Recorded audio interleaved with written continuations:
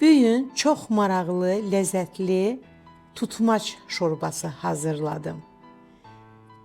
Xəmir yoğrulur, xəmir iki hissəyə bölünür, bir hissəsindən ərişdə doğranır, bir hissəsindən isə videoda gördüyünüz kimi balaca-balaca kublar doğranır və yağda qızarılır.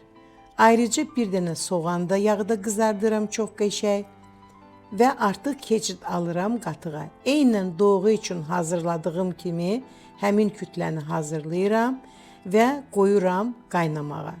Qarışdıra-qarışdıra qaynara düşənə qədər həmin bax bu yağda qızarmış xəmirləri əlavə edirəm. Qaynara düşən kimi ərişdəni əlavə edirəm və gözəl qızarmış soğanı əlavə edirəm.